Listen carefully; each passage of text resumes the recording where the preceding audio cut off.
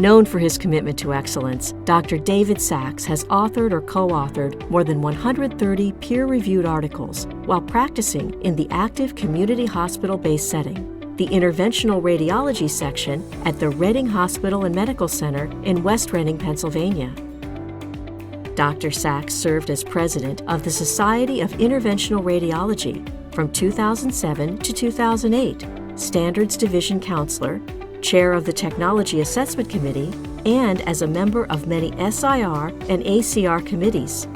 He has been an editorial board member of the Journal of Vascular and Interventional Radiology and was named a JVIR Distinguished Reviewer in 2019. Dr. Sachs serves as chair of the board of the Intersocietal Accreditation Commission and president of the Intersocietal Commission for the accreditation of carotid artery stenting facilities, strengthening an important collaborative relationship for the specialty. He speaks on stroke therapy nationally and internationally. He was one of the founders of SIR's CLOTS course, designed to train IRs to treat acute stroke. Dr. Sachs was a principal investigator in the JVIR trial, comparing vertebroplasty and kyphoplasty, and the NIH-funded ATTRACT trial, comparing catheter-directed thrombolysis and anticoagulation for lower extremity deep vein thrombosis. It's really tremendous to have the opportunity to say a few words about Dr. Sachs. David has been a tremendous leader in our field, a great inspiration to myself and my own career through his rigor, his professionalism, and his overall impact. Dr. Sachs in the 1990s really revolutionized the SIR's stance towards elevating clinical practice standards, bringing them up to a much higher level of overall rigor and quality.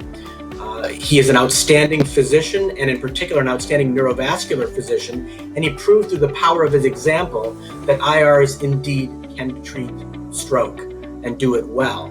He proved that through determination, he proved that through hard work, and through incredible collaborative qualities.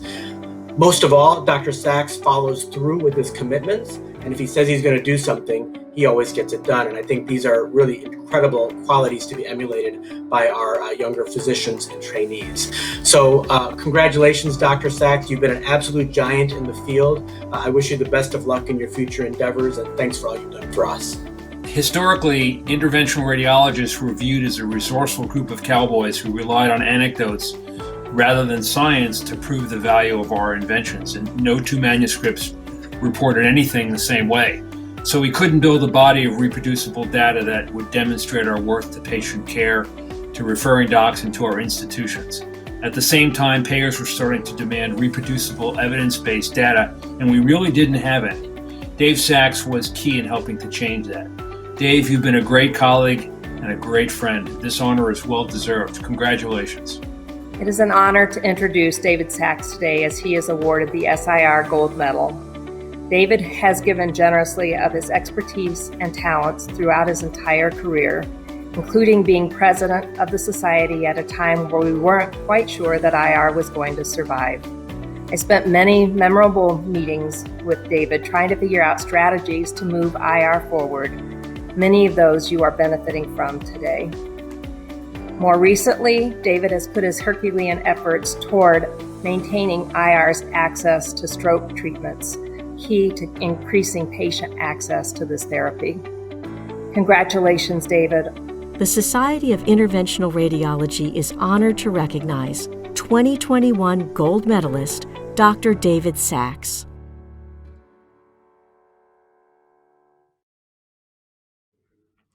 Hi, I'm David Sachs, and this is my opportunity to say thank you to the SIR for the honor of being awarded the gold medal, and also to put the honor into some context.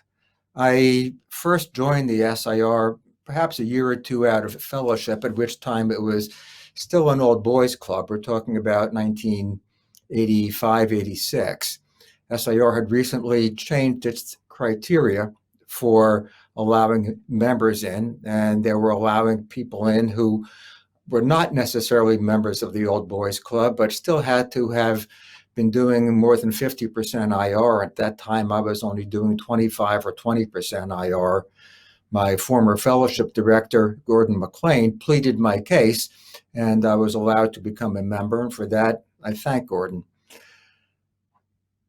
There's been a lot that's changed since 1985, 86 in all of our lives, and particularly in IR and SIR. I have participated in SIR through multiple past executive directors. I was invited to be on the Standards of Practice Committee by Jim Husted, who felt that it was important to have another private practice doc on the committee when he was stepping off. And from there, I became chair of the Technology Assessment Committee. And then I became the division counselor for the standards division, eventually moving up into leadership on the executive council. Just as a sign of things that we take for granted that were not present before. For the committee work, we communicated via conference call, no video calls, and we exchanged documents via Federal Express. And when things got more advanced, we exchanged things via fax. And I can remember one of the committee members saying that he'd heard about this new thing called email, and it might be helpful to those of us on the committee to work together. And now it's video calls, Zoom, dealing with COVID, and all the rest. I can remember very well, I guess it was 2003 when I'd herniated a disc in my neck. And I was lying on the floor with my neck in home traction, taking my conference calls to participate in the committee work. Now I would be on Zoom and people would have a chance to see me in traction. You might be able to hear in my speech that there's a bit of a hesitancy in my speech. I've always had a childhood stutter, and speaking does not come so easily for me as it does for many others. I have found that SIR has been a place where I can speak, a place to be heard, a place to listen, and a place to communicate and make my contributions, not just to the organization, but to patient care and to my colleagues. And that's what I'm most appreciative for the organization and for our field. I have a lot of folks I'd like to thank. Within the SIR family, there are people too numerous to thank, but one person that I would like to thank uniquely is our former and late executive director, Pete Lauer. He was the executive director when I was in leadership, when I was president, and when I rotated off the presidency, Pete sent me a note, not just thanking me for the work that I had done for the society, but also thanking me for my friendship.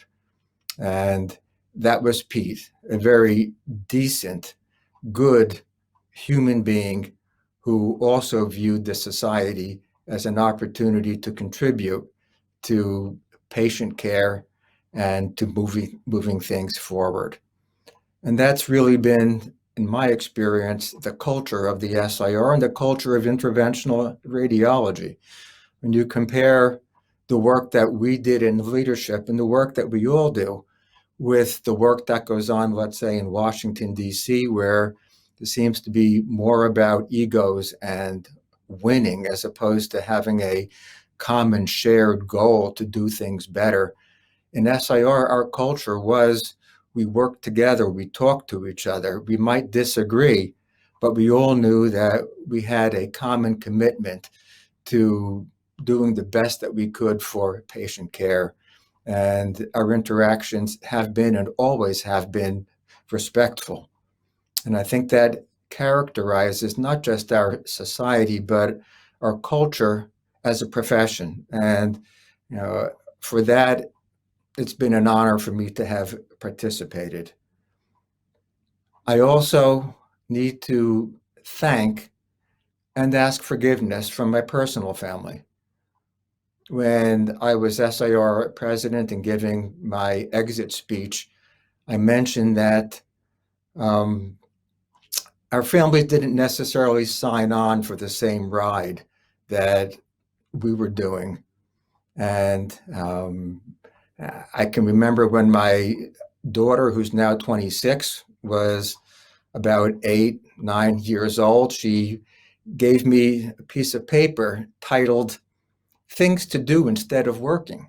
And on that list were things like playing with her and my son, thinking of stories to tell them, staring out the window, and talking to friends, taking a nap, taking a walk, anything not to do with work. There's no question that my work affected them. On the other hand, I am who I am, and I don't know that I could have been anyone different.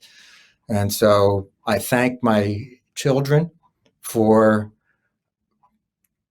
allowing me to do what I needed to do and chose to do, and forgiving me for the time that I was not with them for that. The other person in my family for whom I am appreciative and from whom I ask forgiveness is my ex-wife, Pat, who was actively involved in all of my activities, including flying down to Miami for the first abstract that I ever presented at an SIR meeting, and listening to all of my talks and reading my papers. And she felt that with SIR, she had a competitive mistress, and there's a reason that I describe her as my ex-wife. And so I do ask her for forgiveness. I thank the SIR members for empowering me to be a leader in our field, to allowing me to contribute. And lastly, I want to thank my patients, our patients, for trusting us, trusting me to take care of them, even when I was learning from each and every patient, and I still do. So thank you to SIR, thank you to our field for giving me a lifetime of opportunities to make a difference, to make the world a better place, to help our patients one at a time to get the best care that they possibly can.